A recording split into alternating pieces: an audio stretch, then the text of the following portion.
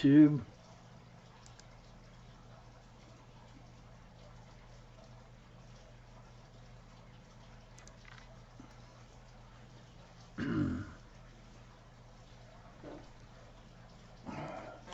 Testing.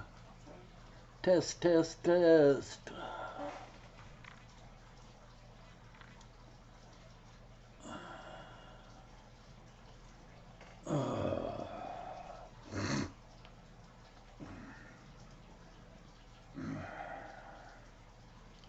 Hey, Gerald Deemer, can I get a sound check? Please, sir. Test, test.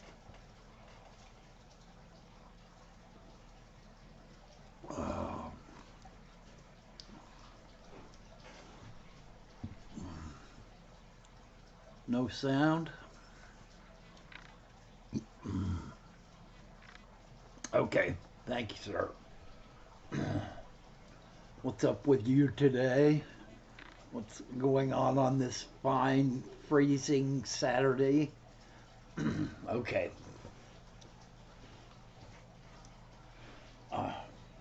It has really gotten cold here in southern Indiana. Uh, I, my wife has spent some time in Michigan, up on top of one of the fingers of Michigan for the past three, 4 weeks, and it's been colder down here than it has in Michigan. We got to 21. We're headed to 15 later on in the week. Hey, Joseph, welcome to the stream, man. How's things in the islands? Hey, Dan Slee, welcome to the stream.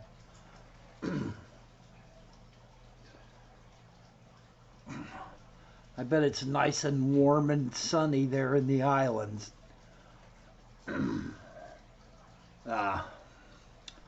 I lost one of my it's hot here, just hot. Well, I'll trade that just hot for 15 degrees later on. I'm sweating, you know what, right now. My fingers are actually kind of cold from the cold air coming through this 100-year-old house's non-insulation. I actually lost one of my teleocyclas 2 days ago. I think it's because it got cold enough in that room that there was a temperature change in the tank. And Connor Sings and Pets, welcome to the stream, man.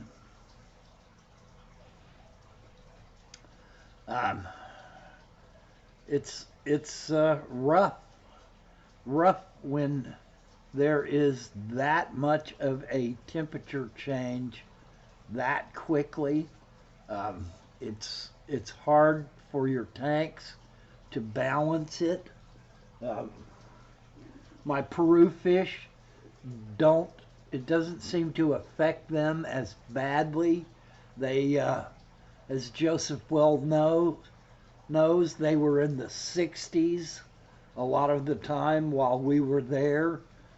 When we were collecting them, the water was cold. The water we collected them out of was cold, and the water they were kept in was even colder, well water in the 60s. And so the fish, my Peru fish, yeah, Joseph, it's keeping your tanks at 72 degrees is great, but when the air in the room suddenly drops to 50 degrees, it's kind of hard to keep tanks perfectly warm, and it's a difficult balancing act trying to usually what I do every winter is seal all my windows on the outside with a double layer of plastic. And this year, this cold snap, being this cold, has caught me unawares, and I didn't get all my windows sealed. So I've got some leaking cold air. And the problem is, it's been raining here lately, and then the rain stops, and it's really cold at night. So it's kind of hard to get tape to stick on the outside. Um, I, I, I knew this was coming, and I kind of just missed my last couple of decent opportunities to get off my butt and get out there and tape up the windows on the outside of the house. It makes a huge difference to have that extra layer of wind blockage. I've got window units for air conditioners in this house. The central air unit, when we moved in 21 years ago, was a single coil. Yeah, me too, Joseph. It's been over a year I've been running these pictures, but I just haven't figured out anything better to replace them with. I need to do it at some point, but I haven't been able to pull the trigger yet. Anyway, we do not use central air in this house. I have window units around the house. And every place where there's a window unit, the air comes through a lot until that window unit is removed and the window is sealed up. And the window in the bedroom has a 220 air conditioner in it, and it is so heavy that I literally can't move it anymore. So I just seal it up from the outside during the winter.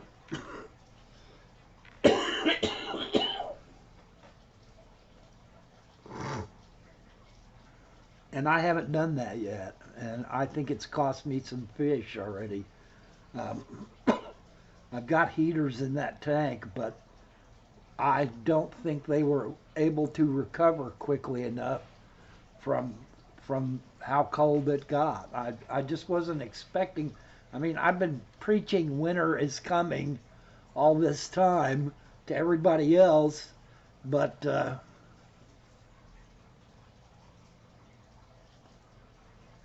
Connor Singh says, I'm surprised I don't have a headache because this last month and a half has been hell, for lack of better words. No, I'm sorry that you're going through that. Sorry that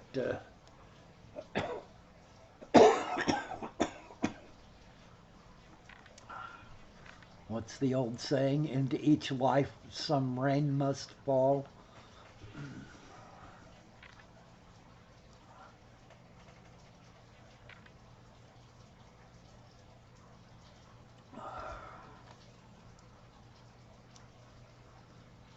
Tom Patterson says my tank's on bottom shelf down to 62 degrees house temp, 68 Indiana farmhouse. Where at in Indiana are you, Tom? I think I've asked you this before. You said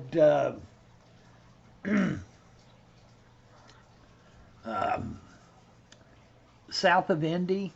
Isn't that what you told me?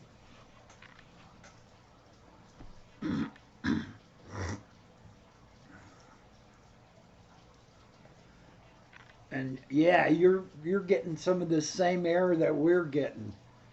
It's Rushville, yeah. It's actually colder here than it is in a lot of the northern states. There's a finger of really cold air that's come down through the Chicago area.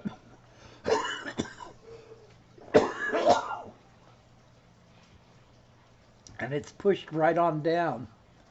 And while a lot of the other areas are getting really cold too, 15 degrees for a nighttime temperature this early in the winter is going to be pretty darn cold. I'm beginning to think that we are in for a really cold winter. You know, climate change is all local. Weather is all local. Weather weather will generally do one thing, but it is always a local.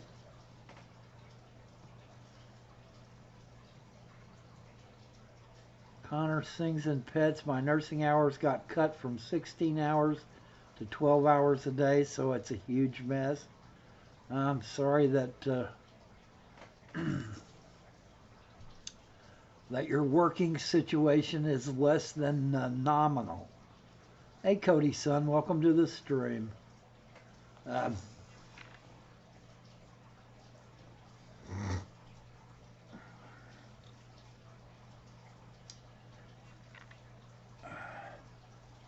Climate change is a lumpy dogs. Lumpy dog, welcome to the stream. Um, Climate change is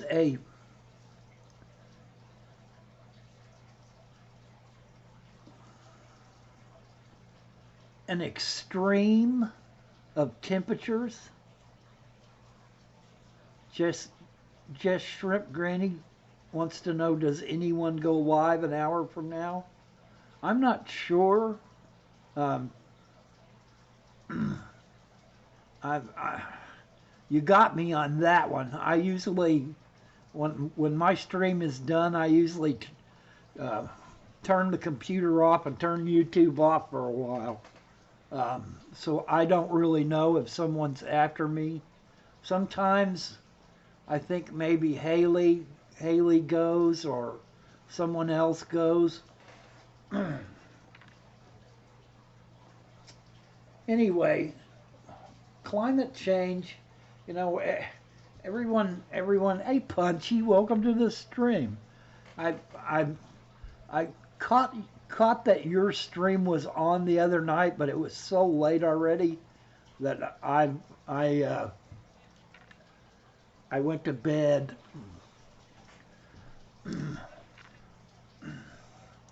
Climate change is a localized thing in the sense that all weather is local. In other words, you you you have either hotter or colder or normal temperatures in your localized area, and yet what we're experiencing as a result of climate change is widely varied extremes of temperature, extremes of rainfall, either drought instead of normal rain or monsoon rains instead of normal rain. There's been massive flooding all over the country where super amounts of rain have fallen instead of the normal amount. It's the storms are stronger, the hurricanes are stronger. It's climate change is a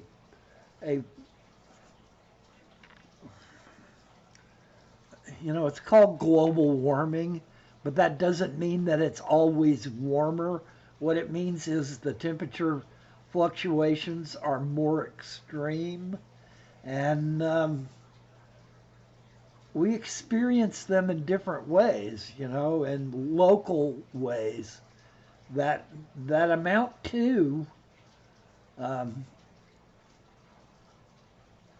really strong weather conditions in places where really strong weather is not a normal occurrence.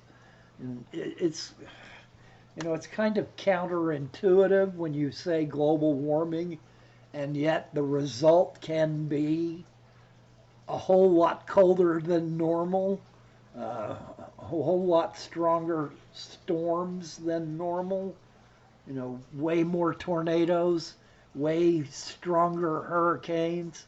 Hey, BB23, welcome to the stream, man. I have no topic.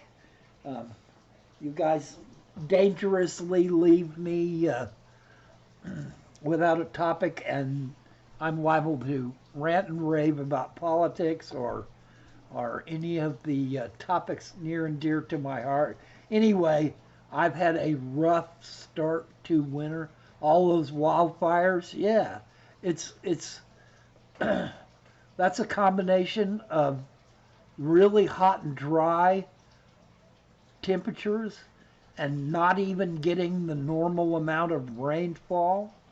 And part of part of wildfires is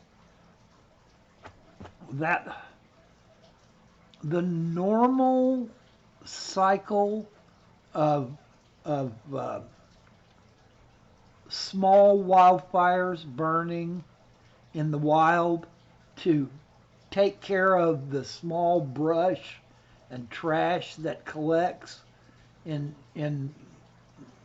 wild areas. there's there's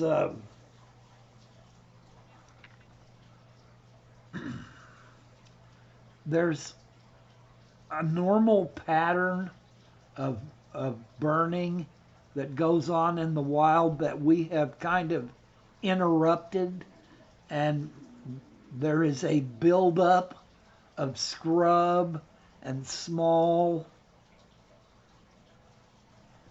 Wildfire should be normal, but when it is man-made, there's an issue. Yeah.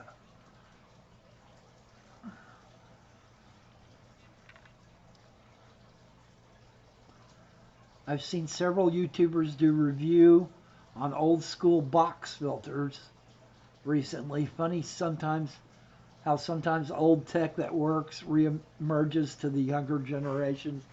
Yeah, what's old is new again, Lumpy Dog. Corner filters.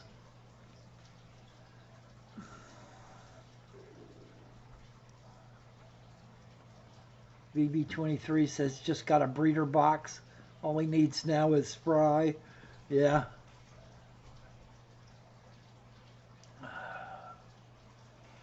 AHC Aqua.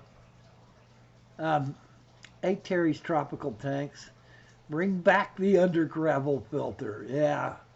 I, I'm I'm a large proponent of old school technology. I really, I mean, I use it. I do not have any corner filters, is what we used to call them, corner filters. Uh, Pam says she hated box filters. I wasn't a big fan of box filters either, and that's because of how quickly, if you've got a dirty tank, um, if you like dig up a bunch of plants or do something like that, that corner filter is going to clog in a heartbeat. If you do the normal um, um, oh, what's the name of that fiber that we put in those corner filters? Uh,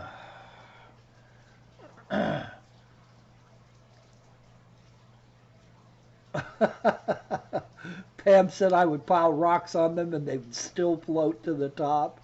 Yeah, well, we usually uh, we usually put rocks in them. Certain amount of rock, polyfill. Thank you, Terry. My brain wasn't working very well there. Polyfill. If you do the normal layering of polyfill and gravel and some kind of biomedium in those pillow batting. Yeah, that's what I was going to say. Um, Polyfill is the correct term, or one of the correct terms. I was going to say rock wool, but it's not rock wool. Um, that polyfill, you need to change that stuff about every 2 weeks. And that always annoyed me about corner filters, is what I call them. Um, they work pretty well, but they just get so dirty so fast. Yeah, 50 years ago, you were supposed to put charcoal in the bottom and then polyfill and they would float.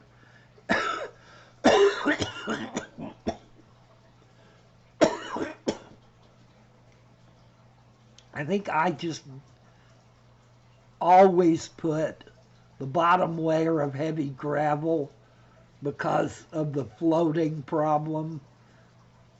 A Select Pet, welcome to the stream.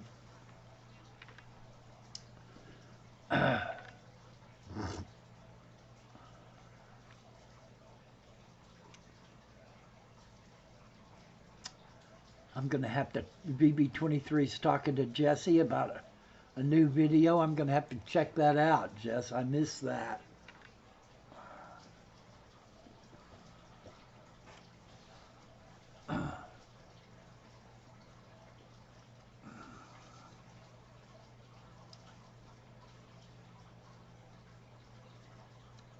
VB23 says Fluval Bug Bites Feeder is on sale for $2 on Amazon.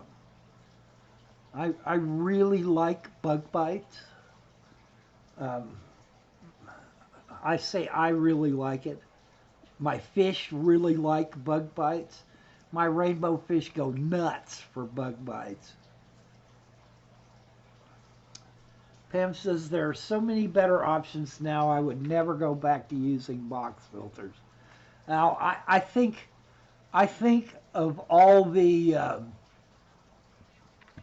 filtering systems like that, I think sponge filters are so much more effective than corner filters are, box filters.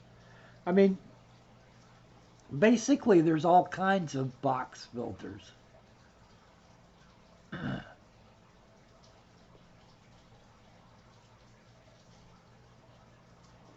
Yeah, I'm a much stronger proponent of sponge filters than I am of box filters or corner filters. Select Pet says I use one box filter and want to get more to have variety. Well, it definitely offers you a certain amount of water polishing, a certain amount of hard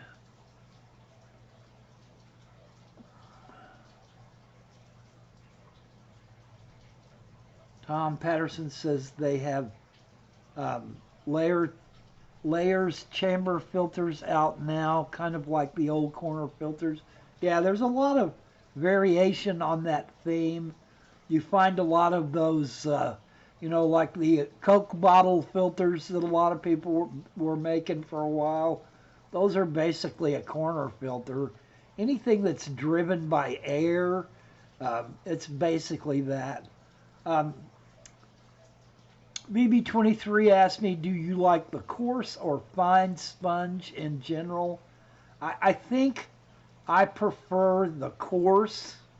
My experience has been that the coarse sponge filters, the foam tends to outlast the fine sponge filters. Now that may not be the case for other people, but it is for me. And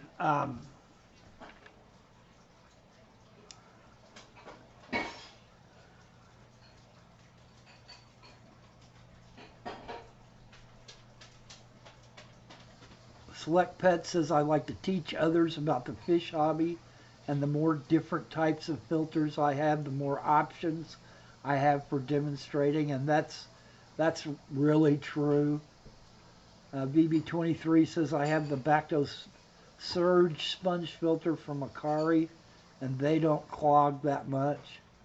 Yeah, I mean, I think it's important that we regularly squeeze out sponge filters, like at least once a month.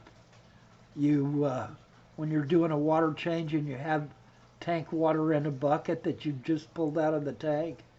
Um, Take that sponge filter out, take the sponge out, and dip it in that bucket of tank water and squeeze it real good to allow the water flow to go back more towards normal.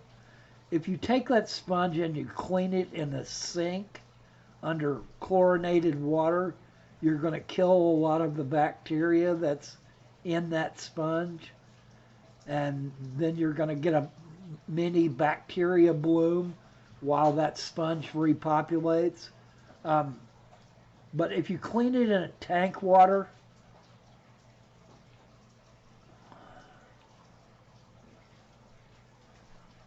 BB23 said I just run my sponge through the tap since I have a Zis running along with the sponge.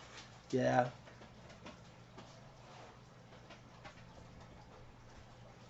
Terry's Tropical says the ability to run carbon is a good thing.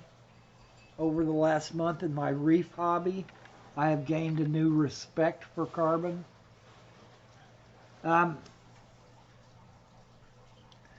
That's probably an area where you have me. My experience with carbon is that I've basically back in the day, back in the 70s, that carbon was the be all and end all. All of us fish keepers had 20-pound bags of carbon that we toted around with us to run all of our corner filters and our under gravel filters with their cartridges and our power head filters with their cartridges. Carbon was everything and everywhere. Carbon doesn't have a place in fresh water for the most part, in my humble opinion. Carbon has a place.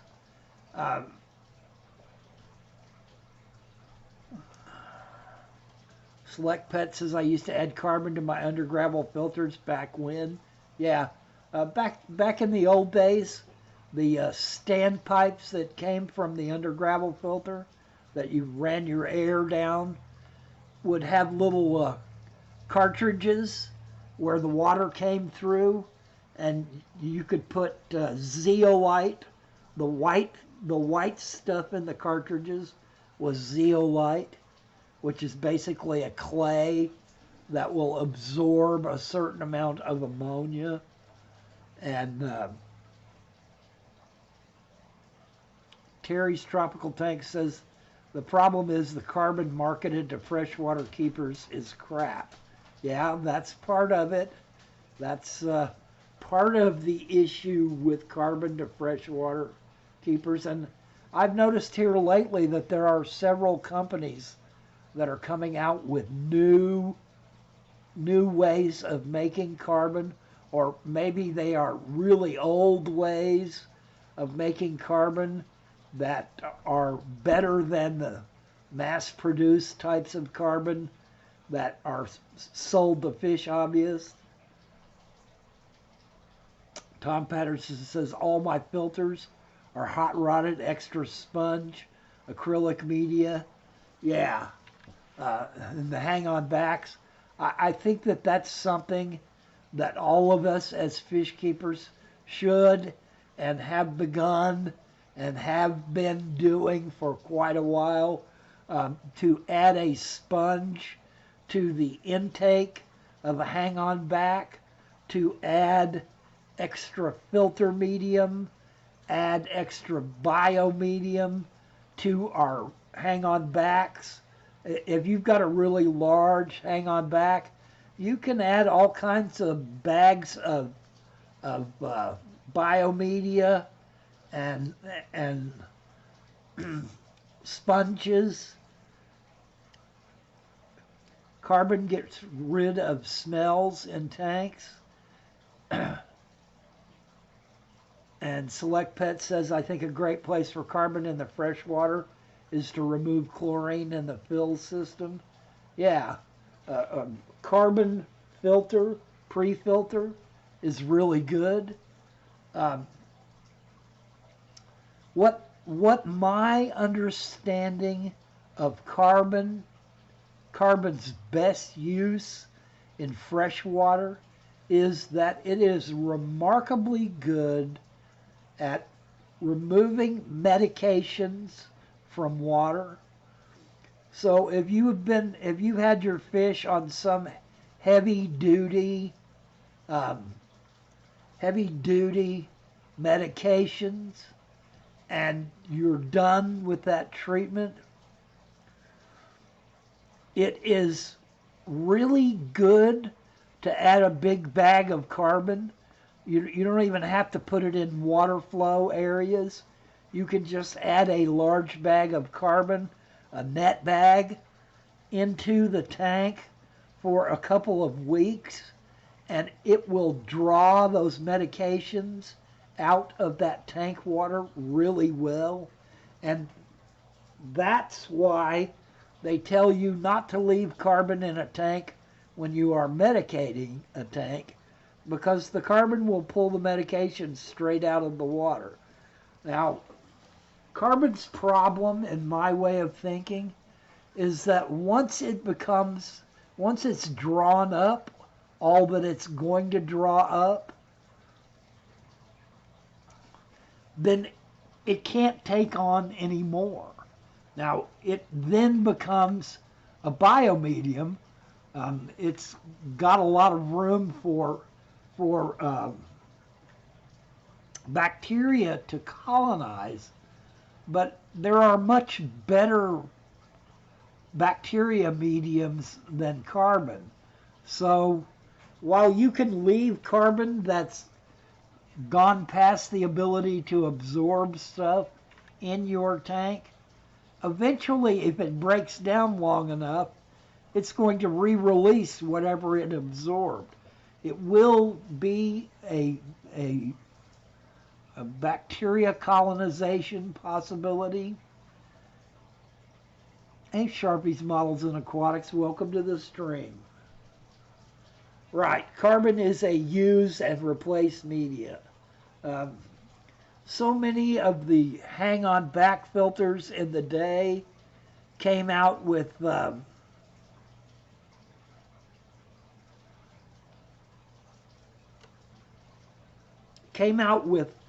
carbon filter pads that you had to replace every 3 months, so that you would have to go out and buy new carbon filled pads for your hang on the back, of all the different kinds. Carbon is the building block of life. Yeah, that's true. It's definitely one of the most important chemicals when it comes to breaking down what life is and how life happens. Without carbon, life is not going to happen.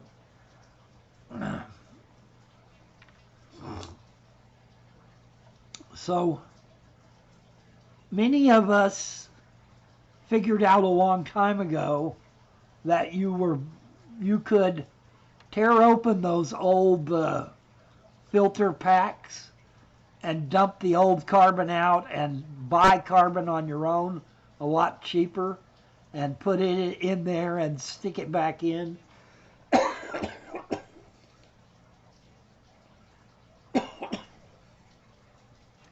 Carbon is really good at polishing water, and it's really good at initially removing chlorine and removing other chemicals from the water, but it has to be replaced.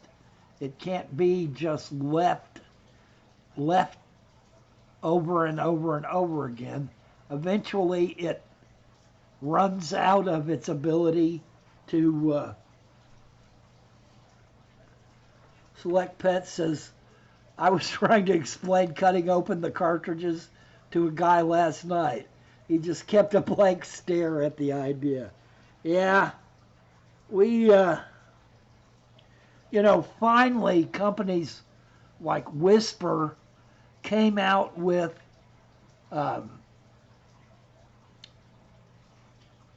reusable cartridge material where it was basically just like a glove that went on a framework, and you bought carbon in little packs and opened it up and poured it in. Um,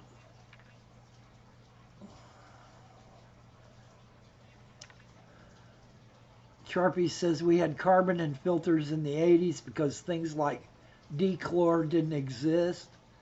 Um, it existed. There were a bunch of companies making it in the 80s because I, I was getting it in the 70s too, but it wasn't as prevalent. And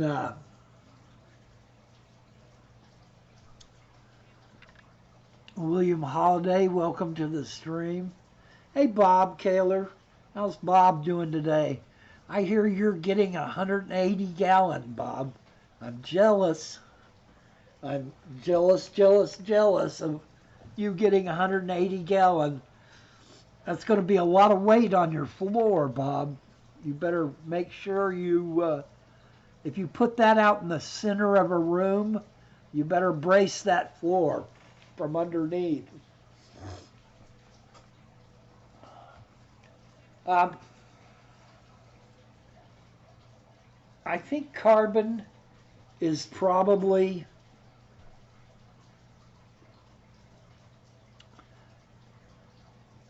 old box air filter, carbon and gravel in the bottom with floss, one of the best filters there is. And I won't argue with that. It is an excellent filter, but what caused me to not love the old corner filters as much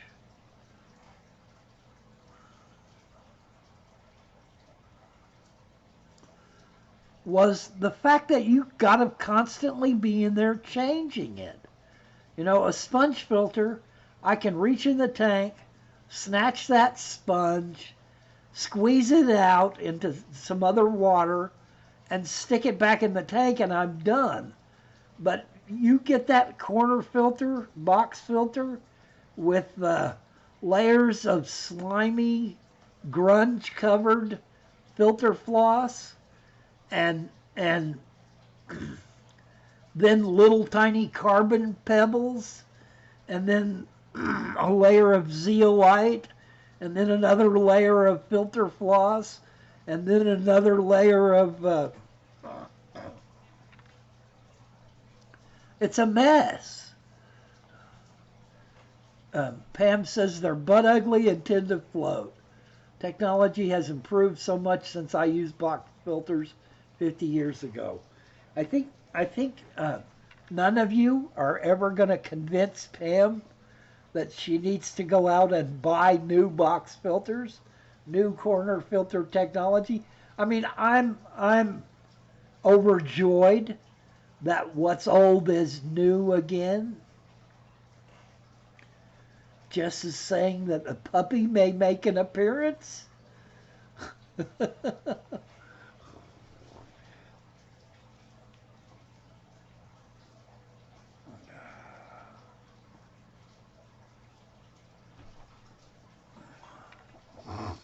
Sounds like Bob is, his fish are moving on up in the world, and that's why he's getting that larger tank.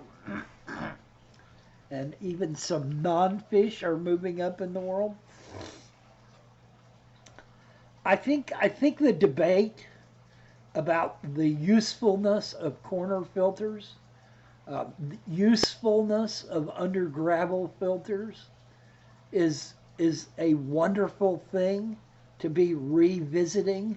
I think that at least new hobbyists should be open to try those old school methods and see how they work for them, and that there are certain applications where the old school methods of under gravel filters and corner filters or box filters can be excellently applied and perhaps more effective than sponge filters or any of the newfangled methodology that the last 15, 20 years has produced.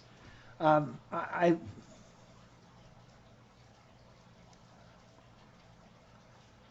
Sharpie says, I have one in my big tank hidden behind plants and a log.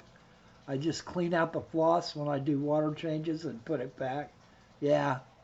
Um, I think that eventually that's what I got down to.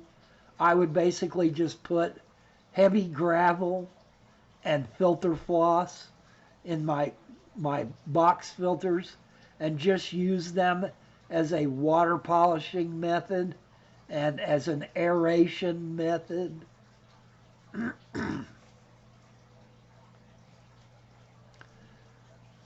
Newfangled. Yes, newfangled, Bob.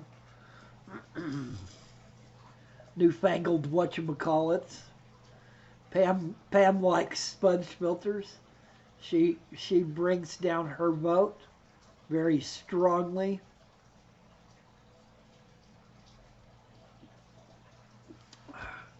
Terry's Tropical Tank says, I ran my undergravel filters until the plastic got so brittle they fell apart. Finding replacements was such a challenge that I went to sponges. Pam loves sponge filters. Box filters are great for hospital tanks, Select Pet says. Now that's probably a really good application for a hospital tank, except for the fact that if you're going to put carbon in that box filter, then you're going to need to pull it out every time you treat a fish with medication in that hospital tank, because that carbon's going to pull that medication right out of the water before anything else, before ammonia, before chloramines, before other toxic things. The first thing that carbon's going to snatch out of the water is medication. So if you use a box filter for a hospital tank, don't put carbon in it, is my advice. That way you can leave it there. Now, as we all know, treating with medications tends to kill bacteria anyway. I mean, let's be real. Back in the day, the only medications we really had were dyes, and dyes are poisonous. It's just how poisonous are they? You know, the stuff we were using to kill diseases and parasites was just slightly more dangerous for the diseases and the parasites than it was for the fish. It was poisonous to the fish too. So, you know, medications basically are poisons. I watched Biggs. If you guys haven't started watching Biggs, Mad Aquarius Biggs, I would definitely recommend it. He interviewed a guy that's a virus hunter, a guy that Terry's Tropical Tank says, I still miss malachite green and methyl blue. I've got tons of malachite green and tons of methyl blue.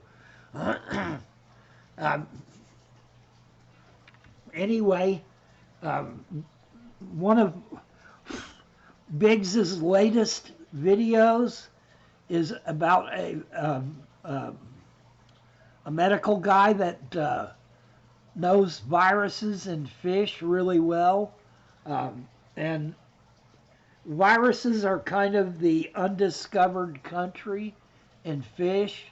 We don't really have a good handle on what viruses there are out there. Now that guy has a good handle on it. There are herpes viruses that are killing our fish, and there are many other kind. Chris has a video out now on regulating meds in Canada, and then the second half is OG meds. Yeah, I definitely recommend watching that.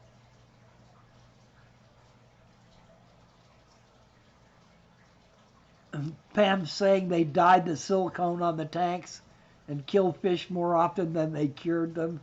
Yeah, it's old school medication was pretty much a rolling the dice sometimes.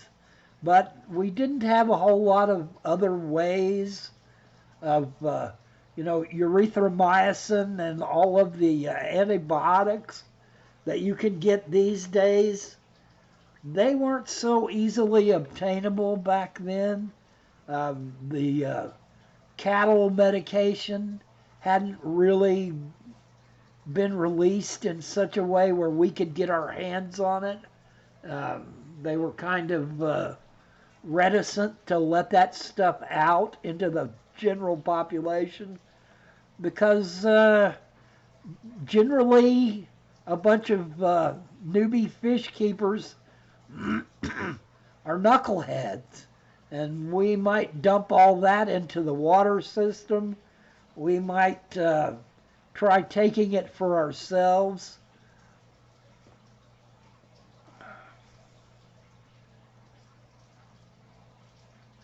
Bob says old school temperature, salt, and water.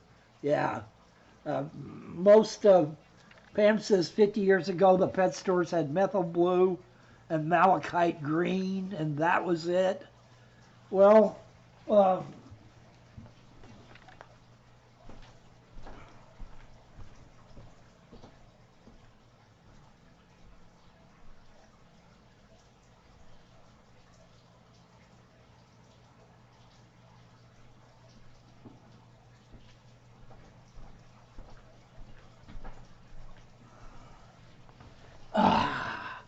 I'm going to go old school on you, Pam. And this is actually still for sale. Let's see if you can see that. This is one of the medications that fish keepers used. Okay, can't really see it. I'll give it an angle and see. This is Aquasol. And Aquasol was a go-to for fish keepers. Scientifically formulated to treat ick, closed fin, body fungus, velvet, and sluggishness. Safe for plants, not for human or drug use. Aquarium Products Company, Aquasol, prevents ick. And one of the things that's in Aquasol is malachite, is methyl blue. You can tell by the water's color. The back of it has damage. The suggestion is to raise the water temperature to 85 degrees and use the dosage. It's got a lot of salts in it of different types. So Aquasol was one of our go-tos in the 70s.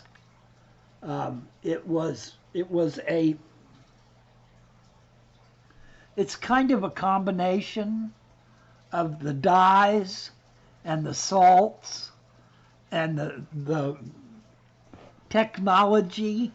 That was it's really good for like treating eggs with. It's like methyl blue and that you can treat eggs with. But when I think of methyl blue now, I can't not help but think peroxide, yeah.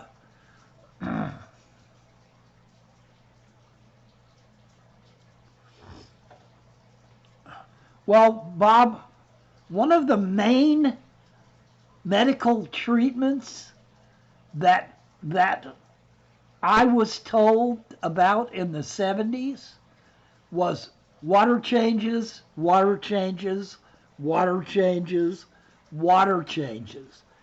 If you asked an old school guy what to do about hole in the head or many different things, he would tell you start your water changes now and don't stop doing them until you can see a difference in the fish's health.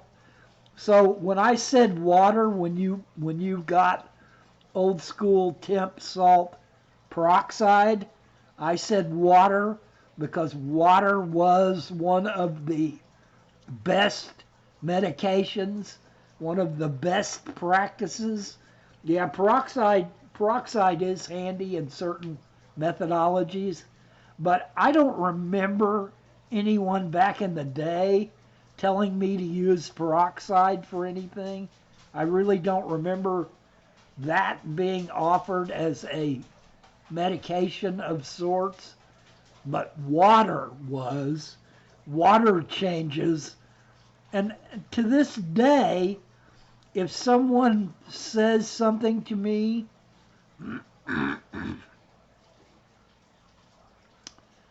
if someone says something to me about what should I do about this, the first thing out of my mouth is going to be water changes. Start doing water changes and see if those water changes can solve the problem. If you watch Chris's video, you'll remember, I bet, that and others. Yeah, maybe it just didn't click with me, Bob, back in the day. They said peroxide. I mean, I keep peroxide now. I use peroxide for a lot of things these days, especially blackbeard algae. Blackbeard algae's always been a nemesis of mine, and some people love it and just let it grow, but I've always really not cared for it. And draining the tank down low and spraying the, you can use it on blue-green algae. You can use it on a lot of different things. Peroxide will work for. So I recognize peroxide as a chemical that is helpful to use, but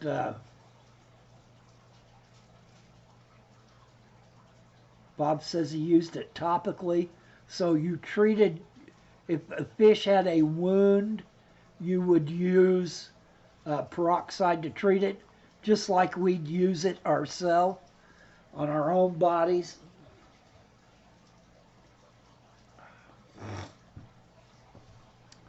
Yeah, I'm not sure back in the day that would even click with me, that I would even think about.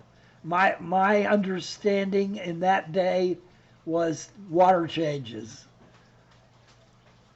Common antiviral for over 10 years in my fish water and get good results.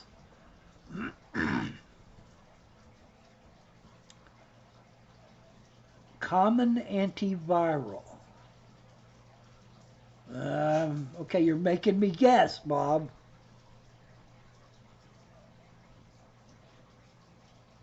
I mentioned it in Dan's Fish one night and was killed a few times. Okay, well, you got me there. You got me on the common antiviral.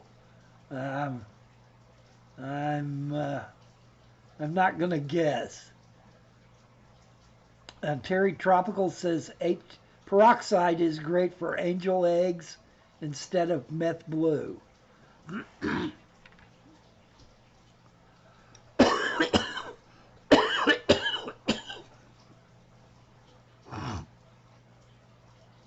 Sharpie says, I'm interested to see what happens when erythromycin, etc.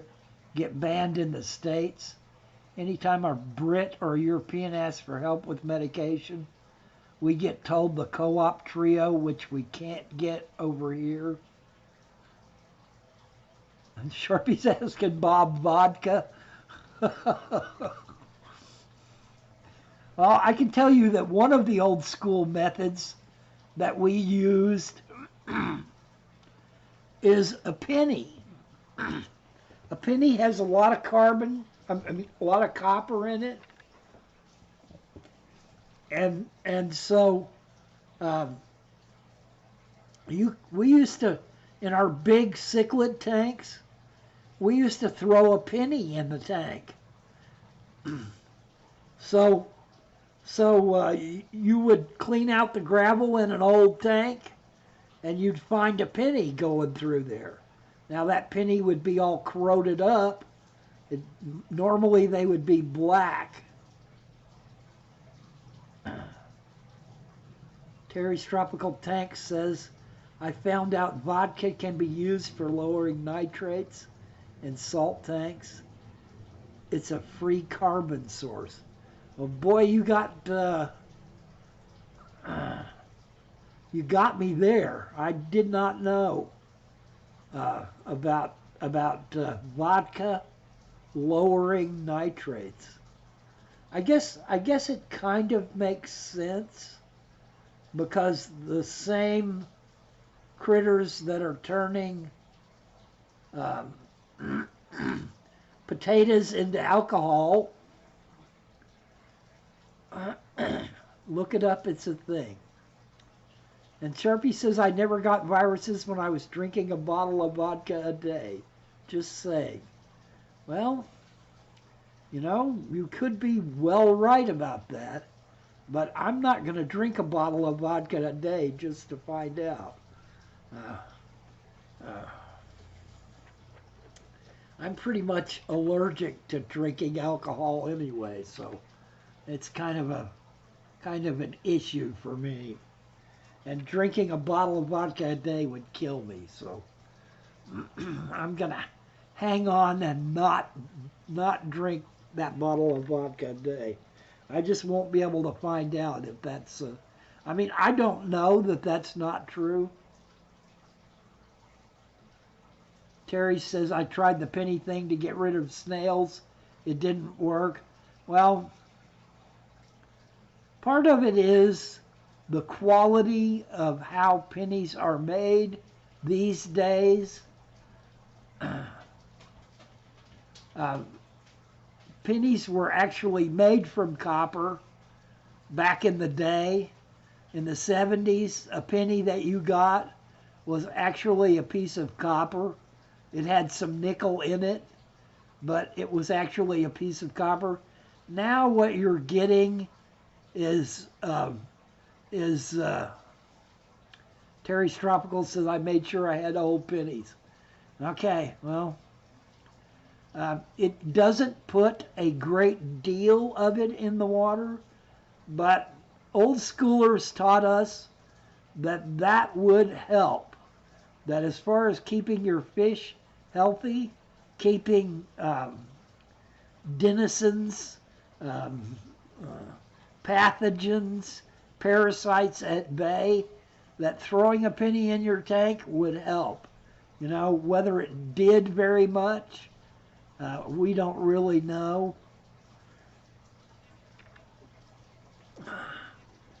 Oh, Max, tell those people that you were the one that ran and got away the other week and I had to cancel. There's a quick pic of Max.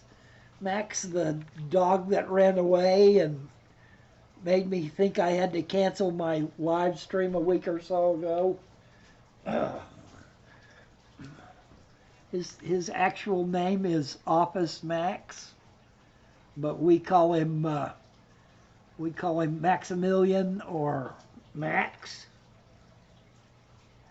and he's our Chihuahua dog. Sharpie says perhaps use copper tape or wire. I've noticed that Dustin uses copper wire to tie his boots on with. I'm sure that would make it. I think that would make it rough on snails in the tank. That old school method that I talk about that I read in Tetra magazine, um, that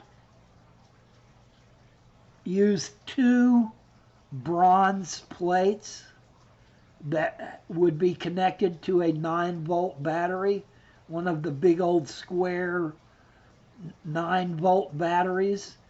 You put two brass plates in a tank a little ways apart and connect them to a 9-volt battery, and what you end up with is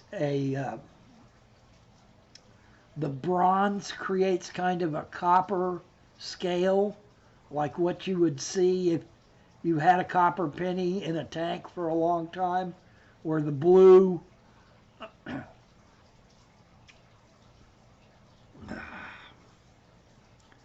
gosh, it's rough getting old and not being able to bring words that you know.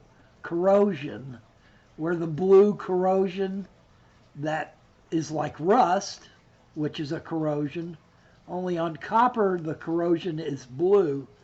Those bronze plates will produce on one side a blue corrosion that drops off of the plate and will pile up in the bottom of your tank as long as you have those plates electrified. But they will kill snails. An hour-long treatment will kill snails, hydras, any kind of inverts will be killed, but it won't bother fish. And now, I don't think that they tested that with a lot of the lateral line catfish that we have today. So I'm not sure if that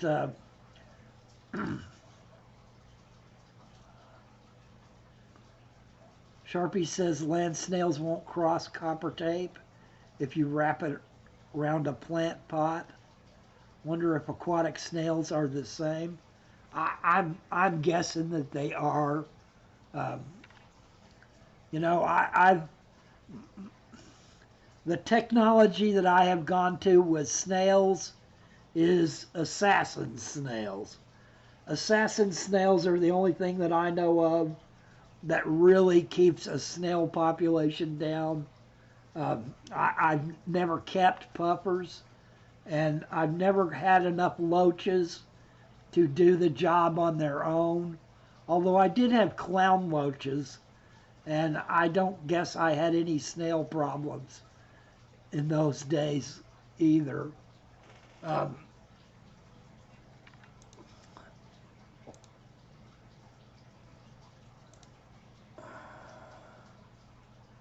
okay, guys, we're starting to wind up to the top of the hour.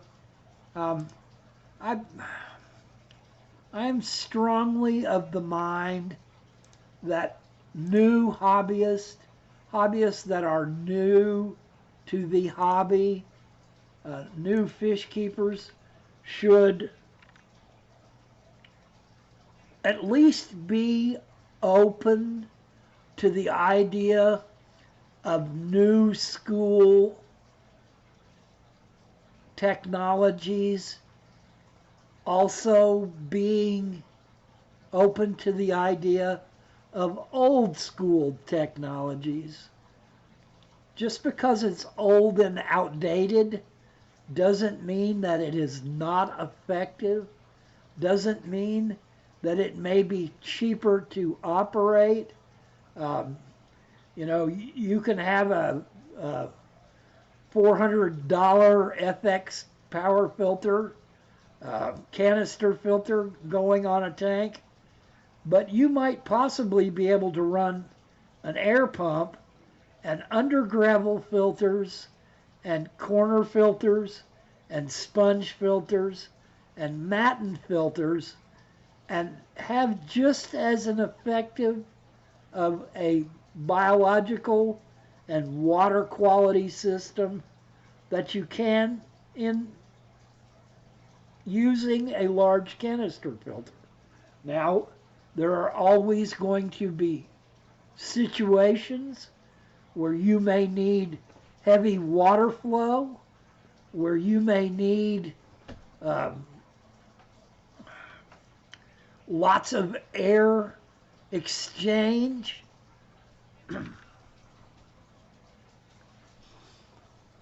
Sharpie says, my golden rules in life are use what works best, old or new, and don't overcomplicate things.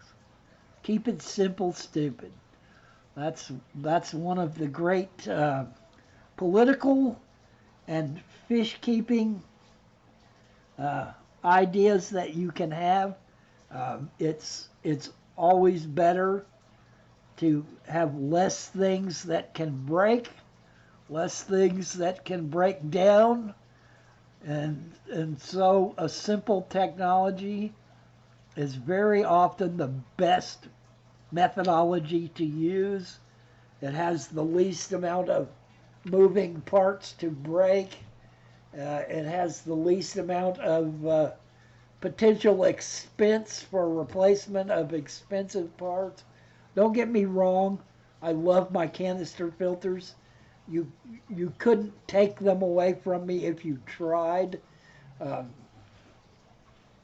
I know that there's people out there like Lucas that do excellently well without them, and maybe, look, I've just in the last 4 or 5 years finally agreed to use sand as a substrate.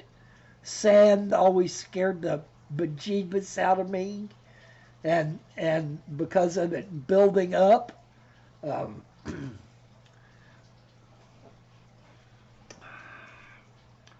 building up of toxicity, of anaerobic bacteria producing acidic waste, so sulfuric waste. So I've just gotten used to the idea of using sand. So don't tell me that I have to suddenly start using all these newfangled methods. I adjust slowly. The TDS pen is probably the one development in new technology that has just floored me and made me so happy that it exists. I, if you had handed me a TDS pen in the 70s, I wouldn't have known how to act. I wouldn't have known what to do with it. Of all the newfangled technology that I've experienced in the hobby, the TDS pen to me, by far and away, is the most fundamentally excellent development that I know of.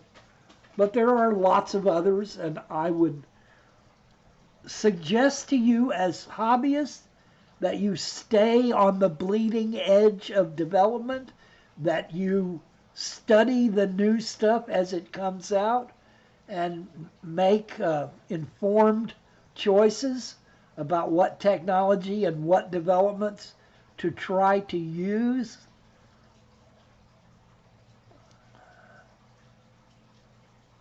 And Sharpie says, the odd bubble of sulfur dioxide isn't going to do any harm. Natural lakes produce far more than that, and methane in their substrate than any tank ever will.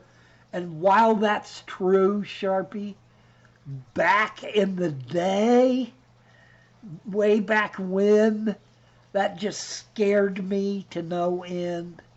The idea that I had sulfuric bacteria producing death gas in my tanks just bothered me.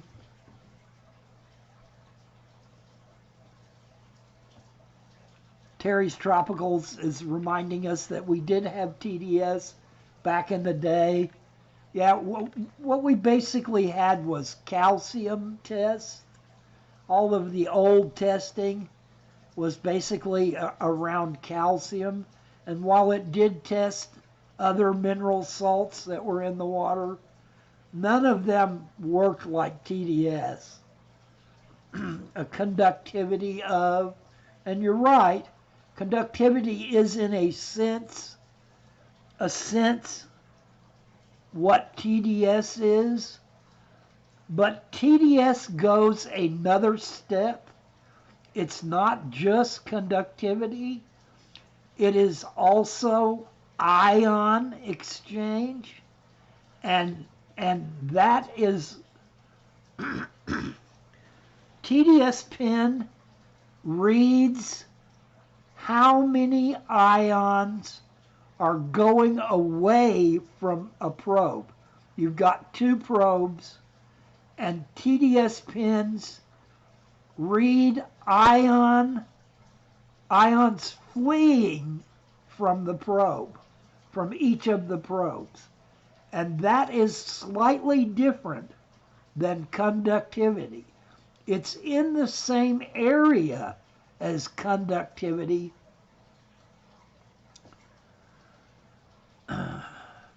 Sharpie says, I do remember an old guy using an electric meter to measure the conductivity of his water when I was a kid.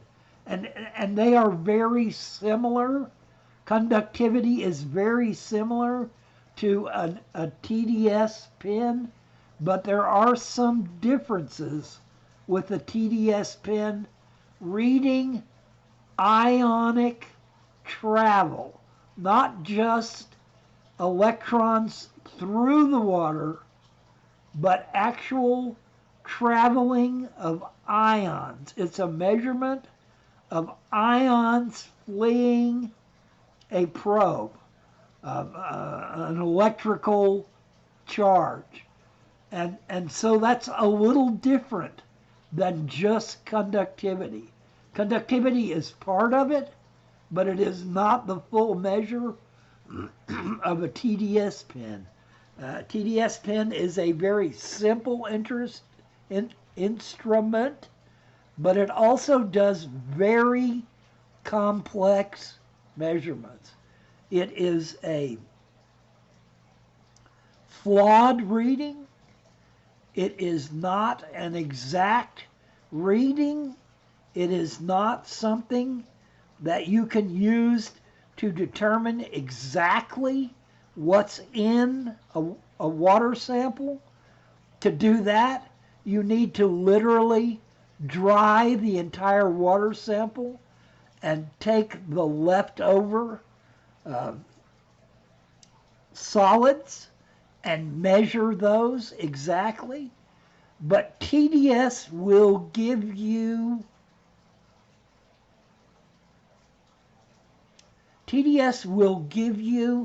a baseline figure on which you can use to recognize changes in an environment.